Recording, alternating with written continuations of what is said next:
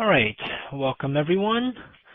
My name is Fan Yang. I'm a CMT and I'm the Chief Technical Strategist at fxtimes.com. Here's my website, just a quick plug there. I'm just going to get right to it today. We're going to take a look at these the charts of the majors and talk about some of the event risks coming up. I think there was a typo there, not even risks, but event risks. For the title of today's webinar. All right, so we got some relatively exciting moves today. For example, we'll start with the euro dollar here. I have the 1 hour chart, and what you see is we started to have a sell-off on Friday, and that extended into Monday, August 27th session, and found support here at about 1.2465 during the Tuesday start of the Asian session. Okay, if you look at this decline here, it looks like a ABC connector ABC. So it looks like a double 3 in Elliott wave terminology. No, basically it's a large ABC correction, and now we have a pretty sharp move up. So it looks like this is a bullish continuation signal here. Okay. Now let's hang on to that scenario first. Bullish continuation. It goes with the trend that we have seen in August and like since the end of July really. Let's go to the 4 hour chart.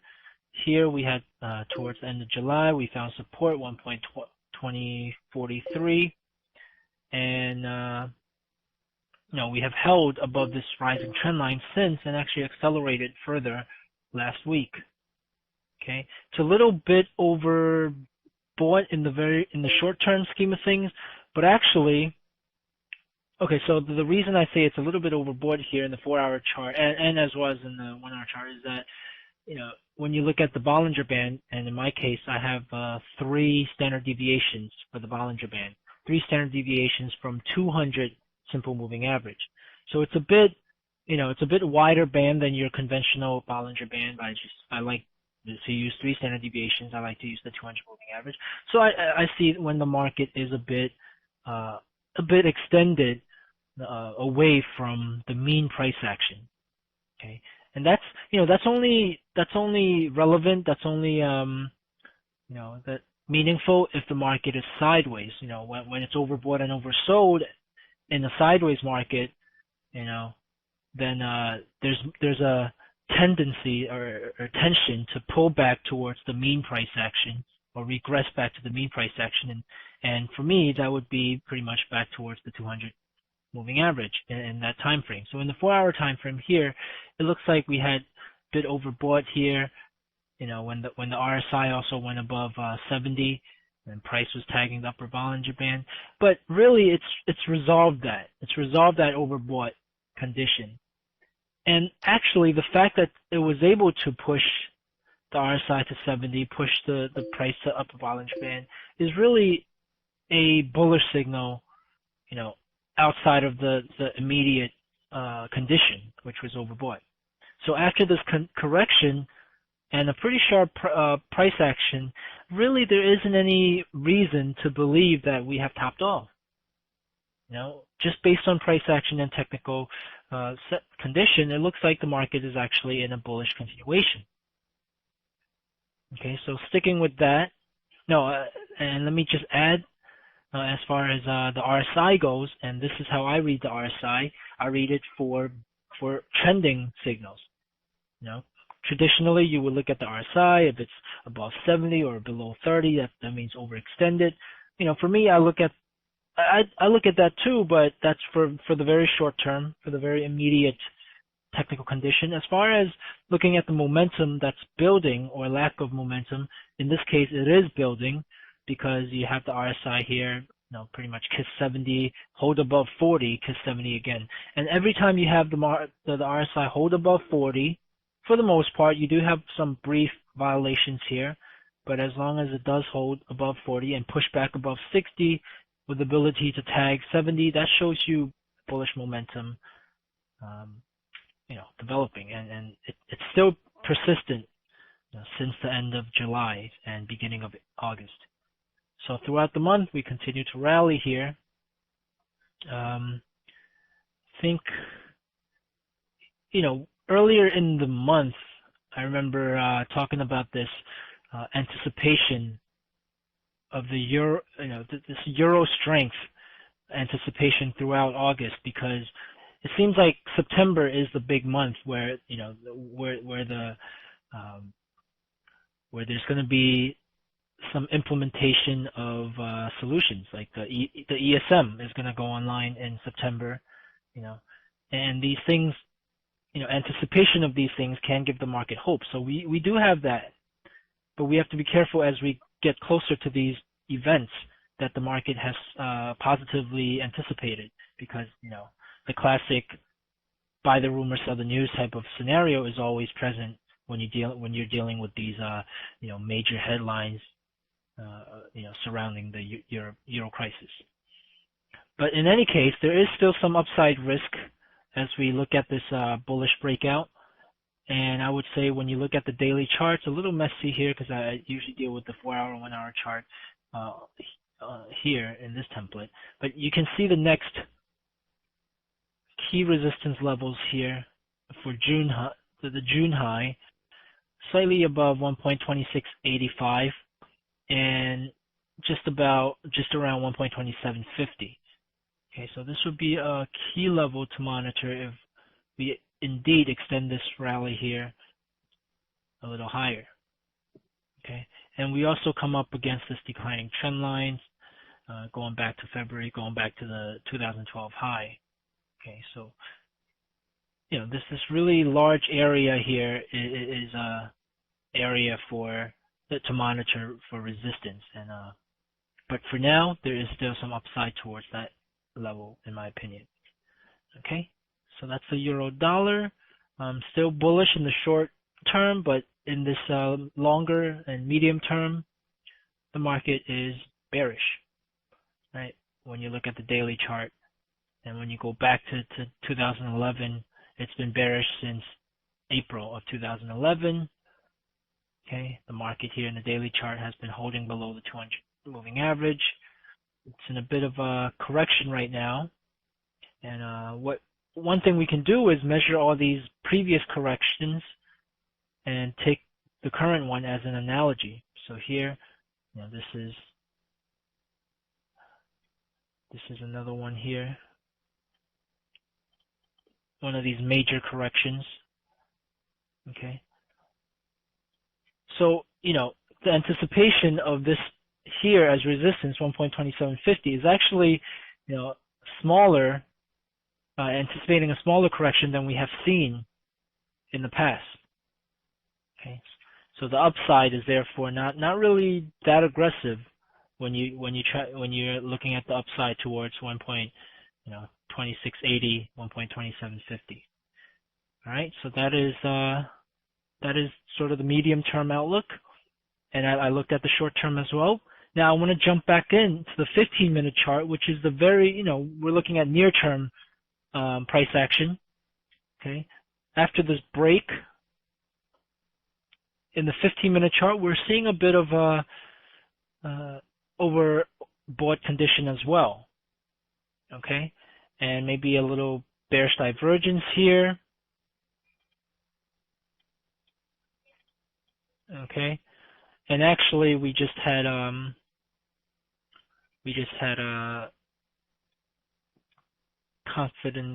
consumer confidence report. So let me, as I look at this near-term chart, let's jump to this economic calendar on FX Street, and we see consumer confidence for August missing expectation of a slight increase.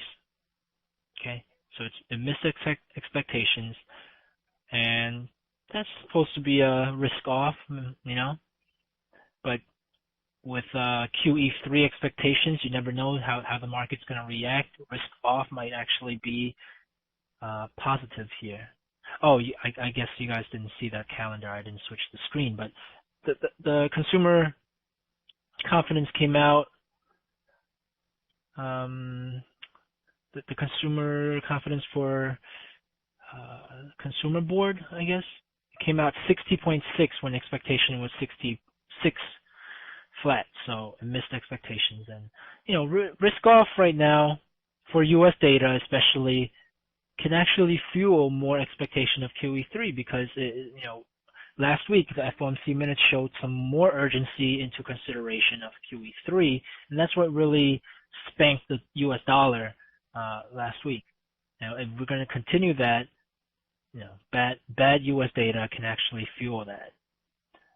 In any case, aside from that, it does look like we might be a bit overbought here. Okay, what I think is going to happen is, as we are a little overbought in the near term, is that we're going to go into consolidation. There are two types of consolidations. Essentially, one type you get a correction back towards the mean price action, and in this case, in this 15-minute chart, 200 moving average is around 1.25, 13 area, maybe rounded up 1.2520 could be a very near-term target. Okay, you also have a pivot here to watch out for. Okay, so I think as we get closer to this previous high, there are going to be some sellers here.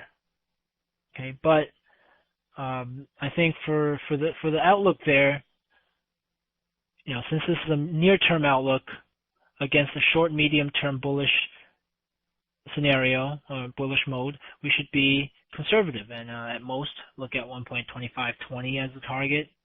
This 200 moving average is probably going to hang to the upside. Also, if the market comes near this 1.2535 and 40 area and starts having trouble, you might want to start locking it in. This is assuming you got it up here, 1.2580, let's say. Okay, so when I talk about trades, it's important to when you plan trades, it's important to also look at the trade management where you don't reach your goal, and price action shows you that it might not. You have two decisions to make, right? You could either let the market shake it out a little bit, hold your resistance. Let's, for example, in this case, you probably want your not resistance, your stop. For example, in this case, you might want it to be above 1.26. Give it some elbow space. Okay. And as far as reward to risk, this isn't a great trade. I'm just showing you that if you do decide up here to go in with the intraday counter trend traders, levels where you have to watch out for risk management. Okay, the 1.2535 area, for example, is going to be a key intraday pivot, and you might not break that, but if you are already in it and you see that you have some pips made already, you want to either break even or lock in maybe 10, 15 pips.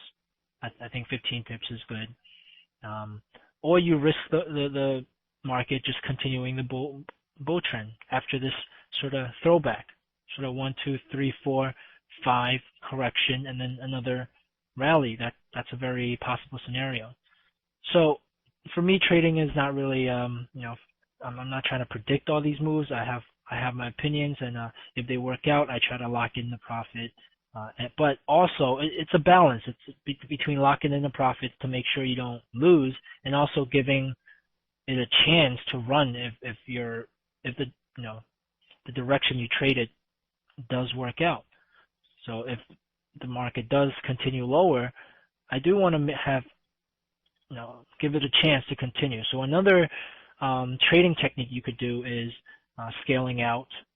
You could lock in some profit as well as scale out and leave a little bit of a very small position where if you do go back to your stop, at most it would just break even, or might even leave you with a slight profit. But let's say break even, okay? But you give it a chance to continue lower.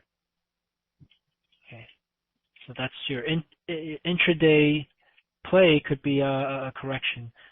However, this correction could just be sideways and let the moving averages catch up. So if you're in this market and then you see that, um, there is no reversal, and you see the moving averages catch up, and then it becomes a sideways market, then it's pretty much a 50-50 by that point. It could break to the upside, could break to the downside. I think actually the bias would be to the upside, so I think it's slightly higher than 50 for the upside bias if the market does consolidate here. Okay. Okay, let me get at some of these chats, some of the chatter here. Will you take a buy on it for the short term, or will you put the stop in? Okay, so not in this trade right now, and you do see a pullback. Okay. No, I would consider 1.25 area, 1.2520 area to provide some support for another rally. Okay, that's one scenario, but I would be very light-footed because we have the Jackson Hole Symposium on Thursday, August 30th. So I think there's going to be some choppiness, and when that happens, you rather be in a counter trend mode than in a trend following mode. If you try to buy here, it's a trend following mode.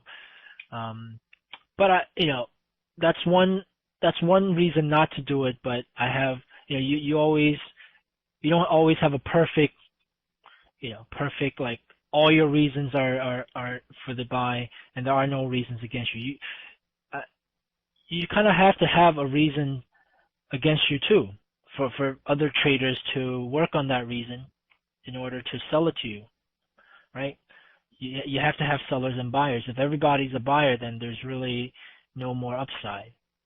So you do have to have some reasons for selling, and that would be, staying choppy ahead of the Jackson Hole Symposium, which still, I think if you do get a pullback here, I would look for support around this area, 1.2520 down to 1.25.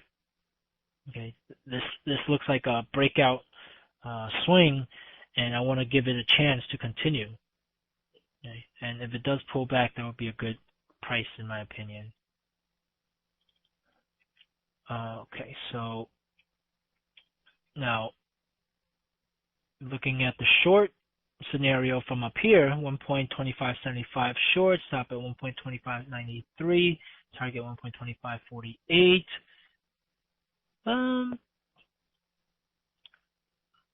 The 1.2593 might be a little tight for me. I think 1.26, 15 area would be a good place. Maybe 1.2610. Now, how do you justify that? Because now you have a lot of risk, right? Well, for me, I would have a trading plan that allows me to scale in, one at 1.2580, for example, and then one at 1.26. So I would average out 1.2590, and then my risk would be about 25 pips. Okay, from 1.2590 to 1.2520 would be 70 pips. Okay, but maybe to this 1.2535, it would be what's the math there? 1.25. That would be 55 pips, right? So it's 2-to-1 is we do have a 2-to-1 R&R if you plan on scaling in and averaging your trade price. Okay. More like running correction to rollover then, or do you decide to scale in, or based on confidence factor and you want things aligned to your trade? Yeah, I think basically, yeah. Gangster, there you go. That's part of that kind of describes how I try to manage the trades, like when you have more confidence, when price action gives you more confidence, try to scale in, and as soon as you're close to a level where that challenges your direction. Try to scale out and wait for the battle there to see who's the winner, and then if the winner is in your direction, maybe scale in again. Okay, it's a bit, it's really like the difference there from just holding a trade is going to be minimal if you don't do it right. And this really takes a lot of I guess just you gotta build intuition of when to scale in and scale out. It's not as scientific and technical, but there are many factors. Like if there's a bounce off of a certain level, for example, then you could scale in. For example, if you're in this trade, I would at this point scale out as it gets closer to 1.59, 1.2590, and then if it gets down here and I do see, for example, an engulfing candle going up after a rejection, then I might scale back in. So that would be the trade plan if you're already in, scale out, scale back in if it confirms the breakout, and then focus on 1.26. Okay. All right, so spend a lot of time on the euro dollar, but that is a very key currency everybody looks at. Here's the pound dollar. Okay, so let me just quickly look at the pound dollar, then we look at the CAD, because that was making big moves today too. Okay, so here is cable, and I noted earlier in the week, really last week, that this market was at 61.8% retracement, 1.59 handle of this May decline from 1.63 down to 1.5268. So, we all know 61.8% retracement is a Fibonacci level. The market does look at that level as a whole, and it did provide resistance here along with the 1.59 handle. And when you look back, you do see some common, it's not just 61.8, it's sort of a confluence of different pivots here. Not exact pivots, but the area. Okay. Now, when it came back down, this was pretty much a throwback after a break of a triangle. Let me get rid of these couple of trend lines for now. And you see that this was the market was basically coiling into an ascending triangle, and it busted to the upside, around 2/3 of the way, right? You still have a third of this triangle left, 2/3 of the triangle here, and that's a classic breakout. Okay, that's a classic breakout. And now we have a pullback, and now we have a confirmation pretty much. Okay, so far we have this price confirming respect to this broken pattern down here. Okay, so that's the daily chart, and also you have the RSI break above 60, showing loss of bearish momentum that we established in May. So it's sideways. Okay, you could see that the market is sideways by looking at the moving averages as well, and the dynamic between the moving averages and also between the price and moving averages. Okay, so moving averages have been crossing each other. Price action also have been whipping the moving averages in this daily chart, showing you a non-directional market. You might have some bearish bias, but our support here held, and now we're moving up, exposing these highs up here.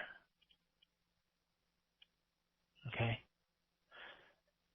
but you know that the further it gets away from the mean price action, in this case 200-day moving average, which is close to 1.5730 area, the further away from it, the more tension it would have to regress back towards it. Okay, but for now, in the short term, it does look like a breakout is being confirmed. And here's the 4-hour chart. And on top of the breakout being confirmed, the market is also confirming respect to a trend line that has been holding August price action. So this has been support for August. Okay, in the 4-hour chart, it does look like, after some sideways market, that it's picking a direction to the upside. Your moving averages are starting to align to the upside. Bullish alignment in moving averages mean the highest is the lowest, meaning 200 moving average here is at the lowest level, and then you have your 100, 55. Okay, here is the 21 and 8, but here you have the 8 crossing back, crossing the 21. Okay, but now, and by the way, look at this price action up here. You have the RSI above 70. You have the price action tagging the upper Bollinger Band. So a bit of overbought, but again, this is resolved now. It's no longer overbought, and in fact, this could have been a correction that has concluded and giving way to bullish continuation, just like the euro dollar. Okay, so price action here strong. The focus is back on the 1.59 level, I believe. I believe clearing this 1.5820. When you go to the 1-hour chart, you see some of these pivots here, and clearing them right now seems like it is indeed showing the bullish breakout. Okay, and you go like this. This has been since Friday. This has been a counter trend move, and then now we have a breakout. So this is what I call a counter trend breakout, back into the trend. All right. So maybe you get a little pullback. Look for a continuation towards 1.59. Okay, my opinion. That's what my opinion is. If there is a pullback towards 1.58, I think that could be a good price to get back in. With focus back towards 1.59. Usually, you probably won't get such a strong pullback if the market is indeed in a breakout. And continuation breakout. Okay, but I would say maybe you get lucky and that there's a pullback. So luck in this game and this isn't about just throwing a position in and getting lucky. It's about whether the market will get into the scenario that you had prepared for. Right? It's really about preparation. If you prepared for a certain scenario and that scenario occurs, you could call that luck. And then take advantage of it. Just remember, trading forex involves a substantial risk of loss and may not be suitable for all investors. I feel like I had to throw that in there when we talk about the opportunities and stuff. Okay, so that's the pound dollar. And remember, if we break below this trend line, then this bullish outlook definitely is invalid. If we come back and break this trend line, then we should be looking for the next support level. And that next support level, or key support level, will be this rising trend line, maybe close to 1.56. I think the bearish scenario is so far shelved until we break below 1.56, especially if that means also a break below this trend line that we saw in the daily chart. Okay. So staying here is bullish. In the middle here is very unclear to me, but a break below 1.56 then opens up the bearish outlook.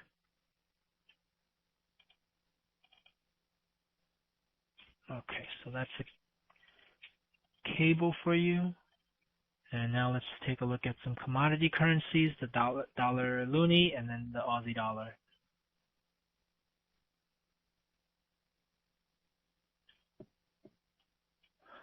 Okay, so very sharp move today. Let's go to the shorter time frame.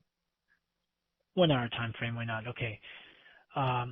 So here we have last week, price action trying to find a bottom here.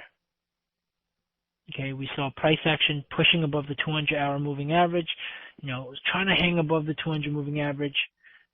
As far as momentum, you saw the RSI here tag 70, hold above 40, and a break above 60 again. But at this point, it was unable to, uh, sustain further bullish momentum, and then it fell back into consolidation.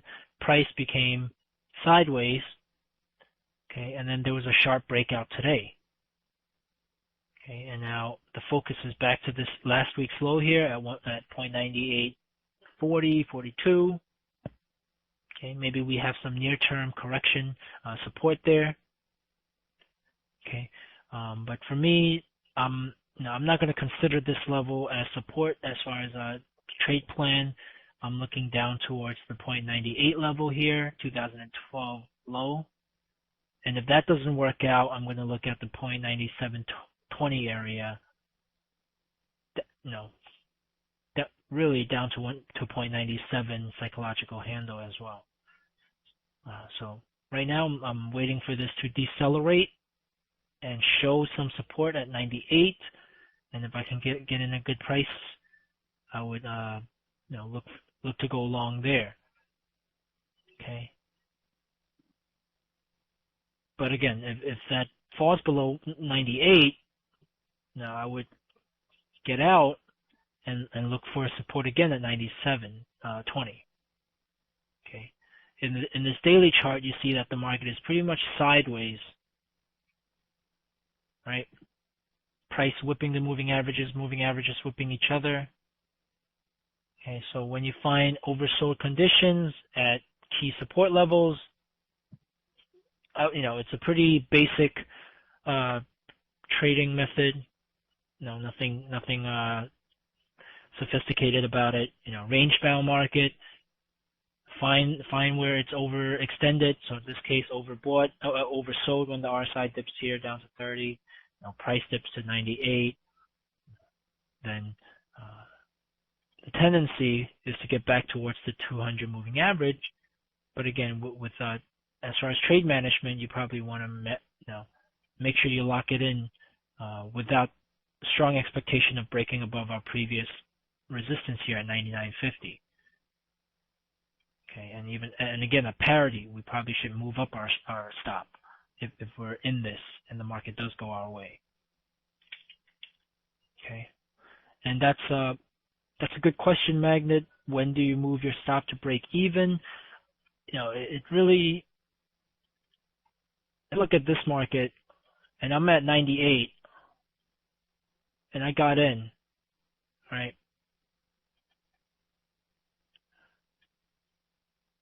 98, first of all, 98.50 area, 98.40, 98.50 area would be the first place where I make some trade management. I'll lock it in. But I would want to, scale out as well, so I don't completely, meaning, let's say the market does come up here and then fall back below like this. Now I want to make sure I lock it in, but when I exit, I want to hold maybe half the position in there and give it a chance to continue to work out a bottom. Okay, but if it doesn't, get out of there and incur a very small loss. Okay, so I think to answer that, it depends on the scenario and the situation, and I would say the first area where you think there's going to be a major challenge to your opinion, and you see the market not accelerating through it. Now, if the market accelerates through it, I would still move it up to break even, but have more of a tendency to lock in even more pips, like 15 pips. Okay, so from 98, let's say 20. Okay, you get up to 98, 40, lock it in, break even. If it just shoots up toward above 98.50, I would put the stop closer to these lows here, just below 98.40, maybe 98.30, or 35, locking in about 15 pips, and you keep kind of letting the market ride, but keep a trailing stop with it. Okay.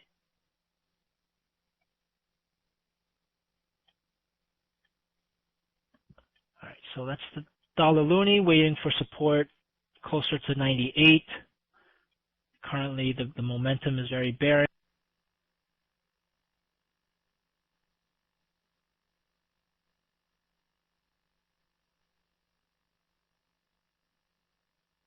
but eventually, when you look at the daily chart, it is a sideways market, and it's going to become a bit oversold, and that could be an opportunity. And when I talk about opportunity, I always have to just remind you about the risk involved. The opportunity is also opportunity to lose. Okay, here is the Aussie dollar. Interesting breakout here, not as strong just yet, but you do have a bearish momentum here in the 4-hour chart. You know, the RSI here dipped and kissed 30, failed to break above 60. Yeah. And for those that's seen my analysis before, that's really how I always do. Always assess the RSI, right? This is a trend following type of assessment. RSI holds up below 60 and pushes below 40. Tags 30 again here for some continuation momentum, which is also reflected in the price action breaking below this rising trend line, rising channel. Okay, and we have a pullback here. No, that could be expected, right? A little bit oversold here in the 1-hour chart. We definitely saw a bit of a bullish divergence, which is resolved now, and I think it's gonna be key very soon, maybe later on in this session, as the RSI in the 1-hour chart gets back to 60. Okay, see, this breakout established bearish momentum, right? This breakout here. Now, if this bearish momentum is to continue, usually you will have the RSI hold below 60 and push lower. Okay. As far as price action, now you do see some previous support here that could become resistance at 1.0410, but I would say 1.04 to 1.0410 area could provide resistance. Okay. Sometimes it might not get up there, but if you see the RSI round the top at 60, that might be a clue that the bullish cycle, the intraday near-term sort of corrective bullish cycle is over, and we could be going back to the bearish cycle in the intraday, which is part of this bearish development. Okay, so 1.04, 1.0410 area, that could be a level to consider, continuing the trend. But you do see some further upside, right? You see some upside towards 1.2450 really.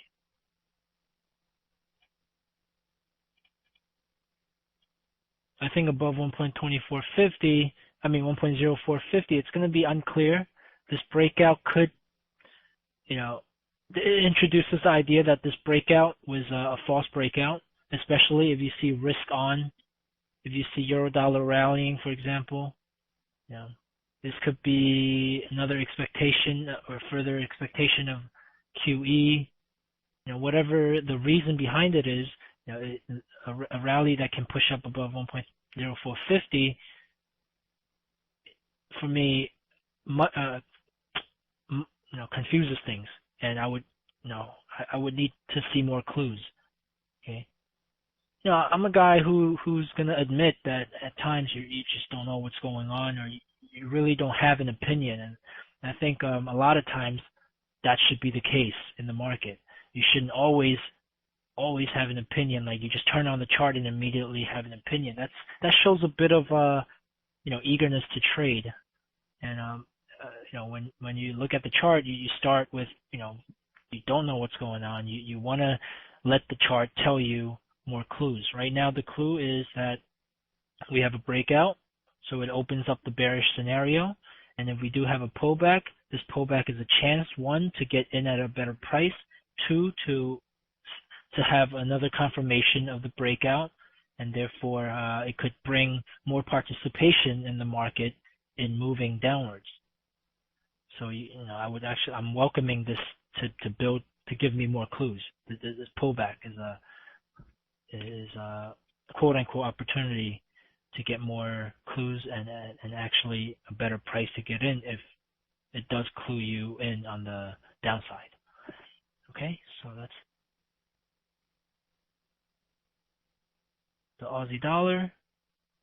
So I think that kind of answers the question when how do you identify false breakouts, specifically for the Aussie dollar in this case. Above 1.0450, I think there's a chance it's a false breakout. Okay, so let's and you know what? I want to open up the session right now. If you guys have any other pairs you want to look at, go right ahead and let me know, and I'll take a look at them. Or I could just quickly go over some of the majors. Okay, silver. I could take a look at silver as well.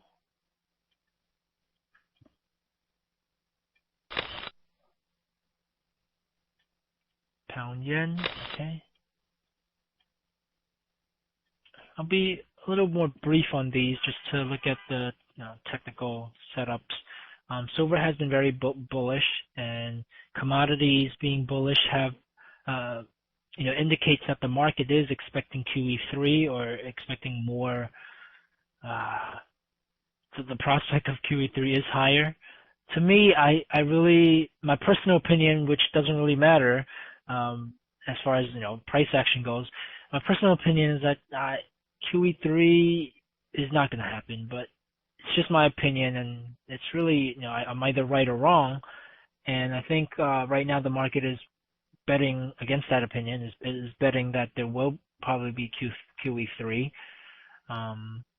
but you still have some data that could curb that enthusiasm, curb your enthusiasm, curb the FOMC's enthusiasm of implementing QE3 if you have better jobs data. Remember, the last FOMC meeting was before the non-farm payroll, which came out, I think, relatively decent, given that it had 3 straight months of bad data. That's really the 3 straight months of bad data is really what the FOMC was looking at when they posted the FOMC minutes last week. So, maybe, further data, further examination will see that they don't really need QE3, and then you have disappointment and commodities falling, euro falling, dollar gaining, yen gaining, mostly dollar gaining. But in any case, for now, if silver, pushed back above 30, you should really look at silver in a weekly chart and see that, this 26.15 area was a very major support, and the market bounced off of it, and now is cracking this declining trend line. Really, this declining trend line, you could draw in many ways, and I think it hasn't cleared it yet, even though it's trying to break it. Okay, when you look at the RSI in the weekly chart, it gave a little bit of bearish momentum, and again, it's going to test that bearish momentum here. Okay, I think this is sort of coinciding with these risk events that we are looking at the end of August and beginning of September. Okay, beginning of September being the ECB meeting. I forget exactly what date, but it's going to be, I think, early September. And if that's going to be bearish, silver could find resistance. But for now, I would look at some next key resistance pivots. First of all, these trend lines, we probably should respect them. Okay, up to 3150 or 3160 area. Okay, I would say there's some reasons to take a jab at these levels. Your daily RSI is above 70, overbought, but it actually shows you some strength eventually. So I would say the bearish outlook right now would be limited. You have 2 levels where you want to monitor for support 29.90, 28.45. Okay, so let's say at 31.50, let's say there's a short position, stop at 31.80. Okay, 30 pips or so. I think the potential reward from 31.50 down to 30 is about $1.50. Okay, so 30 cents, $1.50 reward to risk to reward. Okay. All right, so silver, I think I would be looking at some topping action here, not in the daily chart, but more likely in the 1 hour chart. Okay, so here's the 1 hour chart, right? Here is a good example where the Bollinger Band, upper Bollinger Band, does not show you overbought. First of all, this market has been very quiet here, so the Bollinger Bands contracted. And when you expand the Bollinger Band with a breakout, you should be, you shouldn't be so reliant on the Bollinger Band to tell you it's overbought. The RSI as well, this is a sort of a bullish push. Okay, now you see the market failing to hit the Bollinger Band, so that shows you a bit of exhaustion. The RSI as well, so shows you a bit of exhaustion. But the momentum is still bullish. RSI is at 40. The overall momentum bias is still bullish. RSI is at 40. Now, if the RSI comes up and gets stuck below 60, then we would say that the momentum has turned flat. Price action already shows you a bit of a flattening. Okay, but we still have higher highs and higher lows, even though it's not as sharp as before, right? Still have higher highs, higher highs and higher lows. So this is still a bullish market. This could be just an ABC correction for further rally towards 31.40 area. So I think if you do want to go short, you want to wait until the RSI here gets near 60 and tops off. As far as price, that could be price getting up here. It could just be price getting into sort of a triangle, and coiling. I would actually welcome that. That if the market does start coiling and show very clear boundaries, then the break of those clear boundaries are very significant. Is very significant. So if this break that boundary happens, I would look at this as the market topping off, trying to regress back to the mean. Okay. We talked about 29.90 area as a first level where you want to probably manage your trade. So say, actually maybe even at the bottom of this here, closer to 30. Basically when you get close to 30 and the market isn't silver isn't plummeting, you might want to move in your stop so you can break even or maybe lock in a little bit. But yeah, so there's a good chance that the market will retest these highs. Depends on what kind of trader you are. Do you want to hold a position through that, or are you more of a intraday trader where you're more nimble and agile and you want to get out with the profit you have and look for more clues? Like if the market comes back up here and goes like that, that could be another clue to re-enter, or if you scaled out, that could be a clue to scale back in. Okay. All right. See a lot of chatter, so let me look at these over here. So that's silver. I'm gonna might have a little bit of time to do pound yen.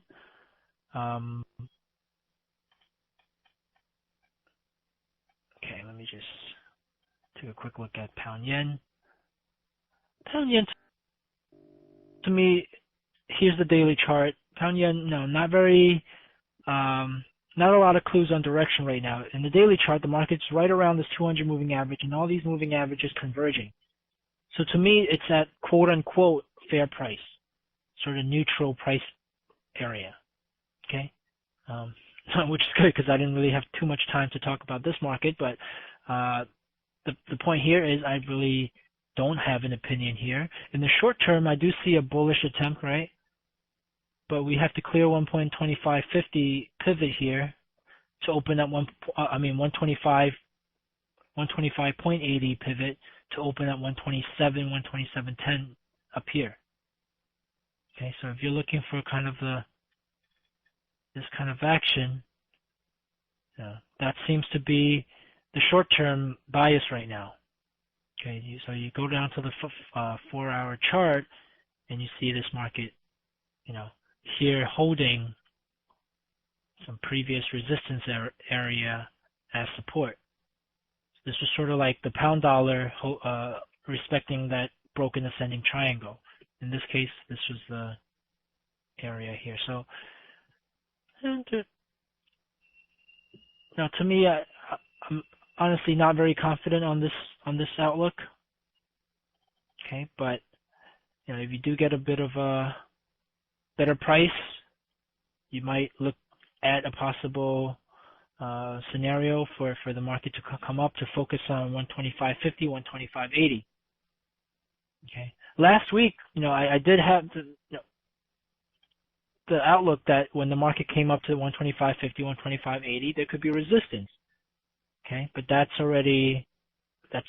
That play is over. There was a bounce. There was resistance here for a double top. Okay, maybe again when the market comes up here, there will be some resistance again. Okay, but for now, I'm slightly biased to the upside to focus on 125, 125.80 again. Okay, 122.70, good place to buy. Okay, 122.70 down here. Yeah, I would say, even a little bit lower, closer to this rising trend line, because I want to put a stop under the rising trend line. So maybe if the market does come down here, near 122, 40, 30 area, whatever that is when it reaches this trend line, could consider a bullish market there. Because look, this is again, sideways market, and when you hit some trend lines, you could consider direction back towards the middle mean price action, which is this 200 moving average. But that's all, it's still within the scenario of the market coiling and really just consolidating without direction. So it's not a directional play, it's more of a counter trend kind of regression type of scenario, not a trending type of scenario. The trending scenario opens up if we break above 125.80. First we have a challenge at 127.10, but after that, I think we expose some of these highs up here. 130, 132 area, 133.50 area. Okay, but it's a little premature to talk about that for now, but you could have some plans for it in your head. All right, so that is pretty much it. I'm going to just read a couple of these comments here, maybe some questions. What's the time frame of your chart? That's for Magnet. Okay, gold. I'm sorry, Boyke, I didn't get to gold. I'm running out of time. But again, if you guys want to chat about the market and you have Skype, I'm always on. Fan.Yang.CMT. We have a good group of traders in a Skype room that we discuss and share trade ideas as well. So when you're not on FX Street and you want to chat with me about the markets, that would be the way to go. Sanjay, it's right there, fan.yang.cmt. Yeah, Harley, I don't know if you're talking about my system style, but yeah, we could discuss it further. Again, that's my Skype, and if you want to email me, fyang@fxtimes.com, we could, I really welcome discussion. There are many ways to look at the market, assess the market, And I love when people share their ideas with me and I share mine. Okay, so one last, I guess, answer here for GY or G. Your question: can you repeat the RSI 60/40? That RSI system. I guess I should have really talked about it in the beginning. Basically, the conventional RSI approach is that if the market, if it pushes above 70, it's overbought. If it pushes below 30, it's oversold. To me, if it pushes above 70, like this, way above 70, that's actually a sign of very bullish momentum. And although in the near term it may be over bought, after that correction, I would look for bullish continuation, especially when you see this RSI bounce off 40 again, and tag 70. Okay, the reason is, and this is an observation by Andrew Cardwell, who's sort of like a RSI guru, and he's written books about this. I forget the title. He wrote about the RSI specifically, and if it holds above 40 and is able to tag 70, that shows you persistent bullish momentum. If it, there we go. We have a Skype message. Also, if you have the RSI hold below 60, and let me go to a higher time frame to show you that, maybe daily chart. Okay, if it holds below 60 and tags 30, that shows you bearish momentum. And actually, in this daily chart, you see that violated.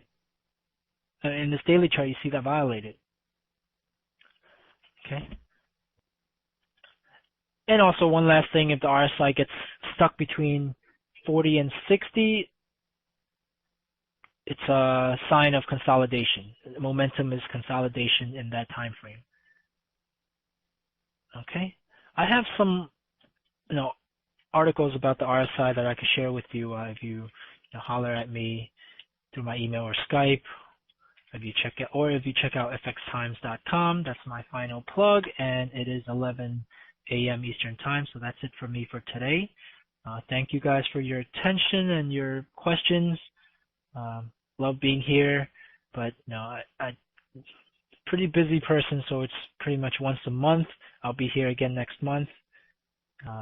Thank you guys. Thank you FX Street, Vicky Adinda, for setting this up.